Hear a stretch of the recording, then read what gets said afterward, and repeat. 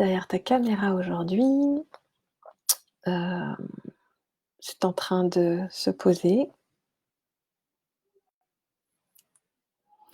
Bonjour à toi qui es là derrière ta caméra aujourd'hui. Aujourd'hui, j'avais envie de te partager une petite résonance, de cette journée. C'est une journée, particulière entre ce qu'on appelle un portail énergétique qui était hier, la pleine lune qui est dans la nuit ou demain. Heu, by the way, elle était très belle hier soir si tu as eu l'occasion de la voir. Je ne sais pas en quoi c'est lié à la lune ou pas, mais je vois, dans mon état à moi et dans l'état de certaines de mes clientes, amies, qu'on sent de l'agitation dans l'air, qu'on sent quelque chose qui est en train de bouger, de se transformer et qu'il y a une sorte hem, de fatigue. Hem, Parfois ça va se traduire par une forme de tristesse, parfois ça va se traduire par de l'agacement. Et je pense que ça n'est pas éloigné non plus de tous ces messages qu'on est en train de lire sur, le retour à la vie normale après le confinement, sur le fait qu'il faut se préparer, que le changement de rythme, est bien évidemment à la clé dans quelques semaines. Et en fait, je voudrais, voilà, rappeler ça, que quand il y a un changement de rythme, on est en train de retraverser du deuil. Tout cet équilibre qui a été là, installé pendant ces 2 derniers mois, va être à nouveau remis en mouvement, prochainement. Donc ça peut être à partir du 11 mai, ça peut être un peu plus tard, ça dépend de à quel moment on va reprendre nos activités habituelles. En tout cas, dans les semaines à venir, il va y avoir un rechangement de rythme. Et quand on a eu du mal à prendre une forme, où on a cristallisé quelque chose, bah, c'est super difficile à ce moment-là de se dire: «Tiens, on va rebondir et refaire encore quelque chose de nouveau» et se remettre encore dans une nouvelle dynamique où on va devoir se réadapter. Et il y a relativement peu de personnes dans la vie qui apprécient d'être tout le temps en mouvement. La plupart des personnes vont cristalliser une situation et essayer de la garder en équilibre le plus longtemps possible. Mais la vie, c'est du mouvement et en fait, on ne peut pas laisser quelque chose cristalliser trop longtemps. Il y a forcément un moment où ça se remet encore en mouvement et encore en mouvement, encore en mouvement. Donc je voulais rappeler en fait que pendant cette période, que ce soit dû à la lune, que ce soit dû à un portail énergétique, que ce soit dû au fait qu'il y a plein de messages contradictoires actuellement, partout sur les réseaux ou, dans les médias, à la télé, bref, partout où vous regardez, il y a des choses contradictoires, il y a de la dissonance, c'est-à-dire des décalages entre ce qu'on ressent à l'intérieur et ce qu'on reçoit de l'extérieur. Et puis il y a ces semaines qui s'amènent. Mais quelle que soit la raison pour laquelle on vit ça, quand on vit ça, parfois, la plus grande sagesse, c'est juste de revenir à ce qui est là pour nous, ce qui est vraiment vrai pour nous. C'est de pouvoir, revenir au fait que, finalement, on n'a aucune idée de ce qui va se passer prochainement. On n'a aucune idée, de comment les choses vont évoluer. On sent des choses et ce qu'on sent dans notre champ d'expérience est important. Mais on ne sait pas exactement comment ça va devoir se refaire. Coucou Sylvie. Donc tu me dis: «Oui, se crisper à l'idée de devoir se réadapter». Ouais, je pense qu'on est nombreux à ressentir ça et ça fait écho à toutes les fois dans notre vie où on a dû s'adapter plus ou moins rapidement. Donc il y a certaines personnes qui vont ressentir plus qu'un léger grésillement ou agacement. Il y a des personnes qui revivent des deuils très profonds, qui sont en lien avec des choses qu'elles ont vécues enfant et hem et elles ont besoin à ce moment-là d'avoir un espace où elles sont suffisamment en sécurité pour revenir à l'ici et maintenant. Chaque fois qu'on a peur, chaque fois qu'on éprouve de l'anxiété, en général, c'est parce qu'il y a une part de nous qui est en train de regarder vers l'avenir et qui est occupée à essayer de calculer toutes les probabilités. Et en fait, notre compréhension de ce qui est en train de se vivre, est relativement limitée par le fait que notre intellect ne peut pas tout prendre. Donc il y a un moment donné où ça va créer de la fatigue et de l'anxiété parce que c'est des choses qu'on peut pas, prendre en charge, en fait, on peut pas les contrôler. La seule chose qu'on puisse réellement prendre en charge, c'est ce qui fait partie de notre ici et maintenant et notre quotidien. Donc l'invitation que j'ai à faire, c'est si jamais vous êtes en train de flipper, de vous énerver, de vous agacer, revenez à cet espace qu'on appelle maintenant. Revenez à ce qui est là. A priori, pour la plupart d'entre nous, on a un toit sur la tête, on a de la nourriture, on ne manque de rien et certains d'entre nous, beaucoup d'entre nous ont la chance aussi d'avoir des proches qui vont bien. Pour les autres, s'ils sont en train de vivre la maladie et le deuil, le temps s'égrène encore dans un autre rythme et quand on est en train d'accompagner quelqu'un qui est, malade ou qui est en cours de quelque chose, d'une transition, dans ces cas-là, on va encore plus revenir dans l'ici et maintenant, qui se passe minute après minute. Et c'est dans ce temps-là, minute après minute et dans le temps présent, qu'on peut réellement construire de la connexion avec nos proches, de la connexion avec ce qu'on est en train de faire, de la connexion avec nos clients et clientes, de la connexion avec la nature. C'est dans le temps présent que la connexion se fait, dans l'espace relationnel. Donc, quoi qu'il arrive, on ne sait pas où on va, mais on y va tous ensemble, mais pas au même rythme. Donc on est tous en train d'amorcer quelque chose et malheureusement, on aurait adoré qu'il y ait un côté avant-après, que l'après soit merveilleux. On aurait adoré que les leçons sur la nature, sur plein de choses puissent, être intégrées dans notre quotidien. Mais on sait aussi que de l'autre côté, il y a des pressions, il y a des choses qui font que certaines personnes vont essayer de rattraper le retard, d'autres personnes vont essayer de compenser, d'autres personnes vont essayer de nouveaux modèles et en fait, tous ces mouvements coexistent en même temps, au même endroit. Donc on ne sait pas à quoi ça va ressembler, mais on est invité plus que jamais à revenir dans notre espace. Pas forcément dans l'espace qu'on contrôle, mais dans l'espace dans lequel on vit. C'est dans cet espace-là qu'on crée la relation, qu'on crée la connexion. C'est dans cet espace-là qu'on peut relativement maîtriser la façon dont on gère nos émotions et la façon dont on les relâche. Et c'est dans cet espace-là surtout qu'on peut faire des choix. Et ça peut être des tout petits choix ou des grands choix. Mais on est invité maintenant à rentrer dans un espace d'autonomie. Alors, c'est pas nouveau. C'est depuis l'année dernière en particulier qu'il y avait cet appel à l'autonomie et ça va continuer pendant des années. Et de même que l'art du choix est difficile à maîtriser, l'art de l'autonomie aussi. Donc l'autonomie, elle s'exprime dans nos choix, elle s'exprime dans notre façon de nous adapter, notre façon d'apprendre des nouvelles compétences. Euh, Être autonome, c'est apprendre ce qu'on ne sait pas. C'est petit à petit avoir moins besoin des autres pour que les autres fassent à notre place et être complètement responsable de ce que nous, on peut prendre en charge. Est-ce que pour autant ça va empêcher qu'on puisse avoir besoin des uns des autres? En fait, non. Parce que même si on est capable de s'occuper de nous, d'être autonome, euh, il y a des personnes qui feront toujours mieux que nous certaines actions et activités et on peut avoir de la joie, du plaisir, gagner du temps, de demander à ces personnes de le faire avec nous ou pour nous. Et c'est comme ça aussi que l'économie peut se remettre en mouvement. C'est quand chacun fait ce qu'il est câblé pour faire, ce que son essence vibre à travers, et qu'il le fait bien et qu'il aime le faire, eh bien, on va avoir davantage envie de travailler avec des gens qui aiment ce qu'ils font. Et on va reconnaître leur conscience, leur connaissance et le temps qu'ils y passent parce qu'on aura déjà goûté de le faire par nous-mêmes et qu'on aura vu qu'on n'était pas très doué dans certains domaines alors que certaines personnes sont extraordinaires. Donc ça va pas nous empêcher d'avoir, quand on a de l'autonomie, ça veut pas dire qu'on est nécessairement en autarcie et qu'on n'a plus besoin de personne. Ça veut juste dire que on va pouvoir davantage comprendre, avoir conscience de ce que ça prend aux gens de faire ce qu'ils font en termes d'énergie, en termes de temps, en termes de compétences. Donc on va davantage pouvoir honorer les facilités des uns et des autres, les richesses des uns et des autres. Donc voilà, cette autonomie, cet art de l'autonomie, eh bien, on est en train de le redécouvrir à différents niveaux. On peut parler d'autonomie au niveau affectif, on peut parler d'autonomie au niveau du faire, au niveau de l'argent, au niveau de la nourriture. Peu importe comment on va devenir autonome, en tout cas, on a tous du pain sur la planche et c'est en cours.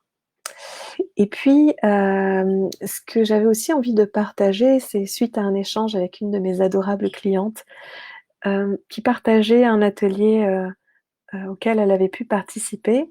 Et puis c'est un atelier où parfois on travaille en binôme et la personne qui avait été choisie pour travailler en binôme avec elle, intérieurement, elle sentait qu'il y a quelque chose qui disait non. Et en fait, je voulais juste prendre cet exemple-là parce que ça m'est arrivé, ça arrive régulièrement à des personnes qui font des ateliers de développement personnel. Il arrive que d'un côté, on ait envie de travailler sur nous, qu'on ait envie de faire péter nos blocages, qu'on ait envie euh, de vivre de l'unité, de l'amour, de la connexion. Et puis tout d'un coup, dans le cadre d'un atelier ou dans le cadre d'une situation, eh bien, on a une personne en face de nous, et ben ça le fait pas. Pire, on se met à la juger. Et comme intérieurement, on a installé un programme qui dit on juge pas, et ben du coup, on va se sentir encore plus mal de voir qu'on est dans le jugement alors qu'on aspire tellement à de la paix, à de l'amour et de la connexion. Donc ça arrive à tout le monde.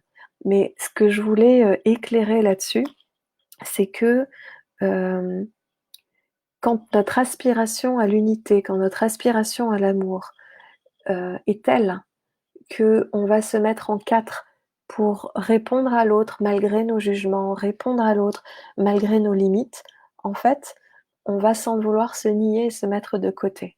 Et donc il y a une part de nous qui est en train d'essayer de faire de l'unité, de l'amour, en donnant tout, alors que dans son corps, ça dit non. Donc on n'écoute pas nos propres limites. Et en fait, on navigue tout le temps entre de l'humain et du très très grand et du très très vaste. Et dans nos limites humaines, c'est OK de protéger à l'intérieur de nous les endroits où ça résiste. On peut s'en occuper après, on peut prendre le temps d'aller rencontrer ces parts qui résistent si on le souhaite, mais quand on force, très souvent, il va se passer quelque chose qui va créer un décalage. Ça peut aller loin. Dans mon cas, personnel, dans un des stages auxquels j'avais assisté il y a plusieurs années, un stage de massage, il y a un moment donné où ma binôme, ça m'a dit non et heu et en fait, j'ai quand même fait tous les exercices qui étaient demandés parce que j'avais la croyance que j'avais un blocage et que je devais travailler dessus. Après ce stage, j'ai senti que j'étais complètement décalée, mon énergie était comme déplacée. Il m'a fallu plusieurs jours pour que ça revienne et que je me ressente présente à moi à nouveau. Donc ça a des conséquences quand on n'écoute pas nos limites et quand on n'écoute pas, les endroits où ça nous dit non. Et on ne sait pas toujours pourquoi ça nous a dit non, mais quand ça dit non, c'est un non qu'il faut entendre.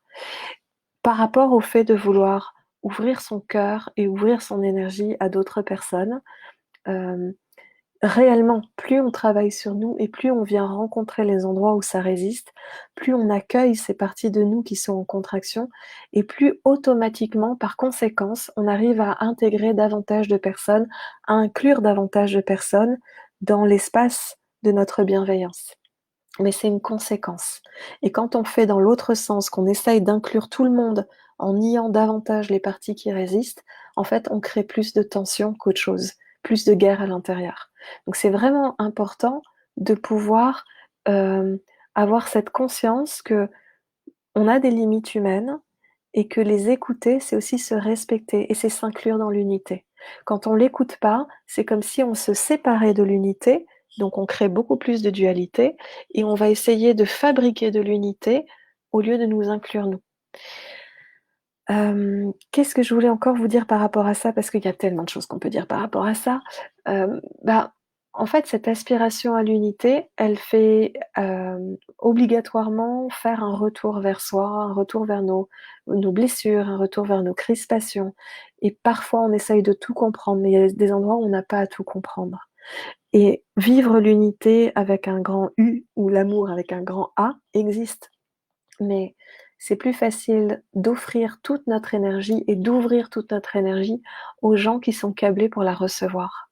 Et on a tous et toutes fait l'expérience, quand on était enfant ou adolescent ou jeune adulte, on a tous fait cette expérience d'essayer d'ouvrir notre énergie, de tout donner et que soit la personne ne le prenait pas, soit elle nous a blessés, avec des remarques, avec des piques, avec du mépris. Des choses qui nous ont blessés très profondément et qui font que maintenant on est réticent à être soi.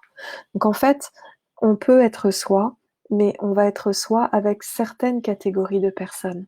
Est-ce que ça veut dire qu'on est en train de mentir aux autres? Non. C'est juste qu'on ne peut pas tout donner parce que certaines personnes ne sont pas câblées pour tout recevoir. Et quand on essaye de tout donner, c'est comme si on allait ensevelir la personne sous notre énergie, sous nos croyances, sous nos pensées. Et la personne, ça va être violent pour elle parce qu'elle peut juste pas le recevoir.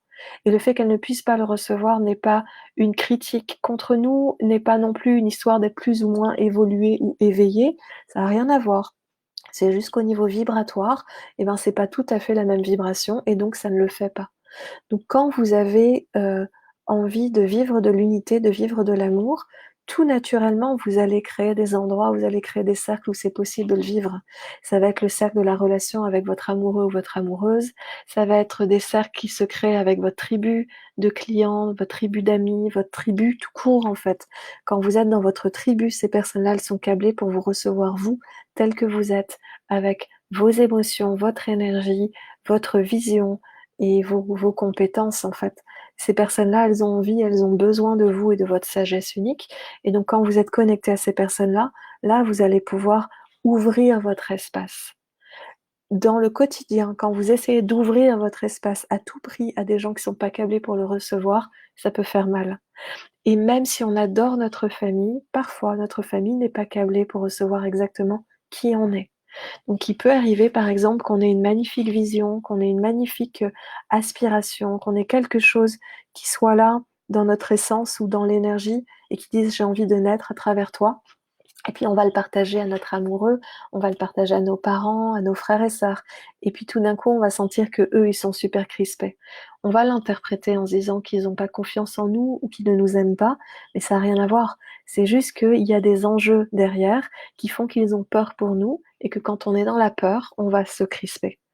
Parfois, partager ces visions-là, partager ces projets-là avec des gens qui sont déjà en chemin dans cette vibration-là, ça va être beaucoup plus facile que d'essayer à tout prix d'expliquer à nos amoureux, amoureuses ou à notre entourage pourquoi on veut faire ce projet de cette façon-là. Donc je vous invite vraiment à être attentif au niveau de votre énergie et quand vous ouvrez pas tout entièrement, tout le temps, 24 heures sur 24, c'est une préservation naturelle qui prend soin de vos limites et c'est OK d'avoir des limites et ça vous empêche pas de vous laisser surprendre et de petit à petit ouvrir davantage et qu'il y ait de plus en plus de personnes qui rentrent dans votre espace à vous. Hem Et c'est vrai que des personnes qui ont vécu certaines expériences qu'on appelle d'éveil ou des expériences où elles ont cheminé, travaillé sur elles, relâché des croyances, relâché des émotions, c'est vrai que ces personnes-là ont de plus en plus d'espace pour vivre la relation sans tension. Et donc ces personnes-là ont de plus en plus d'espace pour accueillir sous leur parapluie énergétique un maximum de monde.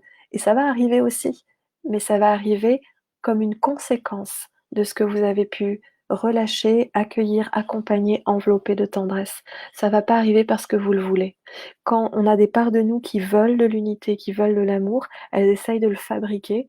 C'est adorable de leur part, mais elles le font de façon légèrement enfantine et puérile et parce qu'on ne fabrique pas l'amour, on ne fabrique pas l'unité.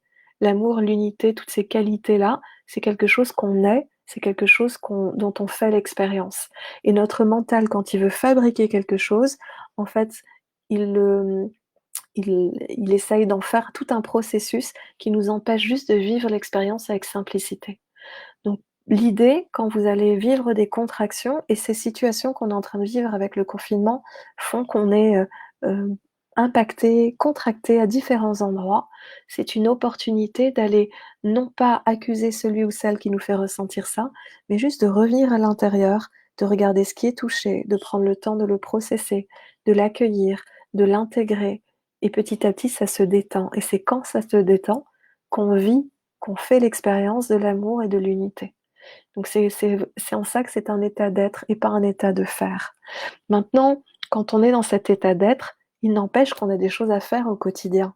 On a, un travail, on a des enfants, on a plein de trucs qui se passent dans notre quotidien et on va le faire parce qu'on doit le faire tout simplement, c'est là, ça se fait. Mais on n'a pas besoin de quitter l'état d'être pour faire. On le fait avec, c'est «et», c'est pas «ou», c'est pas faire ou être, c'est on est et on fait ce qu'on a à faire. Je sais pas si c'est clair ou pas, n'hésitez pas à me poser des questions, mais c'est ce que j'avais envie de partager sur plusieurs, vibrations qui se sont, déposées cette semaine, soit avec mes clientes, soit pour moi, soit des petits rappels que je sens important de faire et voilà, n'hésitez pas à me dire ce qui résonne pour vous parce que c'est chouette et à très bientôt. Et merci à vous tous, donc merci à Sylvie, à Floriane, à Adeline, coucou, à Céline, à Audrey-Hélène, à Judith et à Youssef d'être passés par là. Et puis ceux qui souhaitent poser des questions en replay, bien sûr, sont invités à le faire. Bonne fin d'après-midi, à bientôt.